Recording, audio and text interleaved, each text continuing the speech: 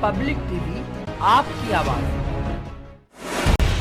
Corona महामारी के बाद की जो स्थिति और जो सामने आया है वो वाकई में हैरान कर देने वाला है और जो वो डरा देने वाला है।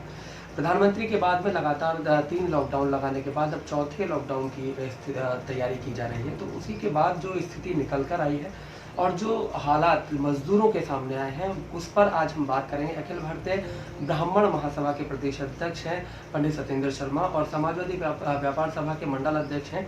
उनसे हम चर्चा करेंगे और उनसे जानेंगे कि आखिरकार जो स्थिति है आज मजदूरों की उस पर क्या कहना है। सर, सबसे पहले जानेंगे कि आखिरकार क्या स्थिति है आज मजदूरों की। मजदूरों की स्थिति तो बहुत ख़राब है। टीवी पे 24 घंटे दिखाया जा रहा है, हम अपनी रोड पे भी देख रहे हैं भाई साहब। मैं समझता हूँ जब से हम पैदा हुए हमने आज तक ऐसा नहीं सुना। ये आपातकाल का दौर है और इस समय पे मजदूर बेचारे सड़कों पे हैं, नंगे पैर, भूखे प्यासे अपने घर को जाने के लिए मजबूर हैं क्योंकि उनके कारोबार बंद हो गए हैं। जहाँ भी काम कर रहे थे सरकार ने उनके लिए किसी प्रकार की कोई व्यवस्था नहीं करी है। सरकार ने उन उद्योगपतियों से, उन लोगों से जिनकी फैक्ट्री में वो काम करते थे, ये कहना चाहिए था कि भाई आप इनकी व्यवस्था करो, कोई दिक्कत होगी तो हम तुम्हारे साथ हैं, सरकार आपको सहयोग देगी। ऐसा कुछ नहीं करा। तो जब उनके पैसे खत्म हो गए, बेचारों के राशन खत्म हो गए, कोई सुविधा उनके पास नहीं थी, गवर्नमेंट से कोई आश्वासन नहीं था, तो ऐसे में अपने परिवार को लेकर बेचारे पैदल ही चल पड़े। इससे दुखद और दुर्भाग्यपूर्ण स्थिति मैं नहीं समझता हमारे देश में कभी हो सकती है। लेकिन जो सरकार का जो दावा है वो कह रही है कि हम बहुत काम कर रहे हैं और मजदूरों को उनके घर तक पहुंचा रहे हैं। देखिए, इसके लिए तो मैं ये कहूँगा भाई साहब अंकित जी कि आप कोई सा भी चैनल खोलो उस पर मजदूर आपको सड़कों पे दिख जाएगा। किसी भी हाईवे पे आप चले जाओ मजदूर पैदल दिख जाएंगे। जो सरकार कह रही है हमने बस लगा दी, हमने ट्रेन लगा दी, क्योंकि टिकट ही इतने महंगे हैं उसकी कोई ले नहीं सकता। जिस आदमी की जेब में पैसे नहीं है बेचारी के, एक मजदूर की जेब में जब पैसे खत्म हो गए, जब भी तो छोड़ के आया वो, तो वो टिकट ही नहीं ले सकता, पैसे उससे वसूल करे जा रहे हैं, तो इसलिए वो सड़कों पे है। अच्छा, क्या होना चाहिए मजदूरों को, किस तरह से आखिरकार सहूलियत मिलती है? नहीं, ये तो कायदे में शुरू भी होना चाहिए था। जहाँ जो काम कर रहे हैं इन्हें कायदे में पीएम लेवल पे ये होना चाहिए था। सारे उद्योगपतियों को निर्देश दिए जाने चाहिए थे, भाई इन मजदूरों की जिम्मेदारी आपकी है, जो जिसके यहाँ काम कर रहे हैं। कोई समस्या होगी तो हम आपके साथ हैं, हम आपको कोऑपरेट करेंगे, पैसे की व्यवस्था कर पाएंगे। तो आज ये नहीं होती, अब ये हो गई तो कायदे में ये होना चाहिए कि मजदूरों को, क्योंकि ये भी विकल्प नहीं है, इससे तो संक्रमण और बढ़ेगा। सब बेचारे इस कदर भीड़ जा रही, ट्रकों में जा रहे हैं, बस में जा रहे हैं, जैसे तैसे ठूस के भर रहे हैं, इस तरह से मिल के एक दूसरे से चल रहे हैं। सोशल डिस्टेंसिंग खत्म है, लॉकडाउन पूरे देश में चल रहा है, उसका असर मैं नहीं समझता ऐसे में हो जाएगा। तो कितना संक्रमण बढ़ के अगर हमारे गाँवों तक फैल गया देश के, तो ये बड़ी भयावह स्थिति हो जाएगी। जो लॉकडाउन अभी तक 50 दिन 60 दिन से चल रहा है उसका कोई फ़ायदा नहीं रह जाएगा।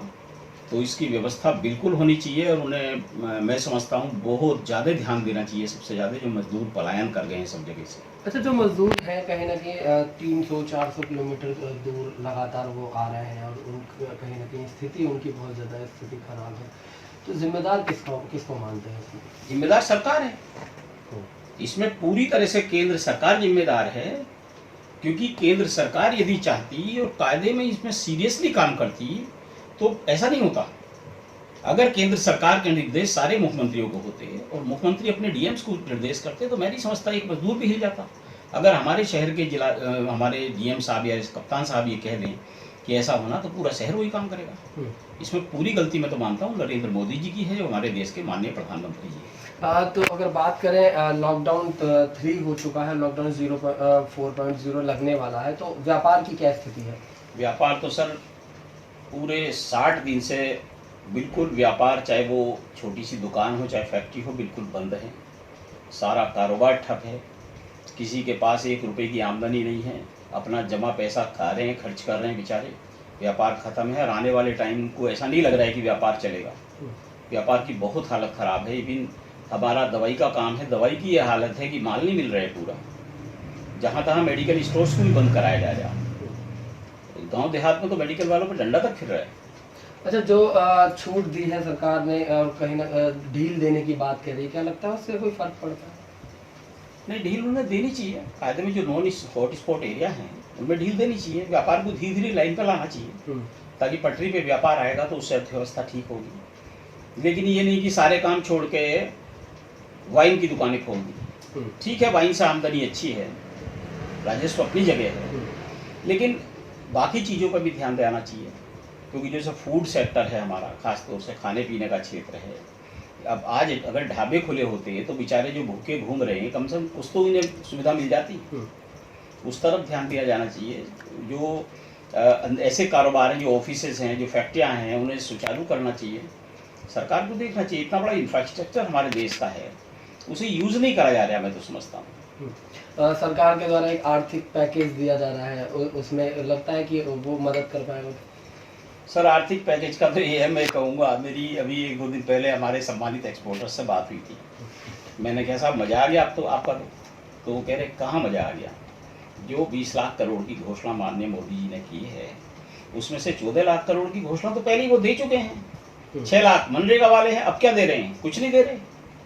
ये सिर्फ जनता को, जो हमारी 80% भोली जनता, जो बेचारी इन टेक्निकल पॉइंट्स को नहीं जानती, उन्हें लगा इनके वोट पक्के हो गए। ये पूरी राजनीति हो रही है, मुझे लग रहा है ऐसा कुछ नहीं है। और व्यापारियों को सिर्फ लोन की फैसिलिटी दी जा रही, इतना लोन और बढ़ा देंगे आपका। मान लो आपकी 10 लाख की लिमिट है, 2 लाख की लिमिट और बढ़ा देंगे। 1 करोड़ की लिमिट है, 1 करोड़ 10 लाख कर देंगे।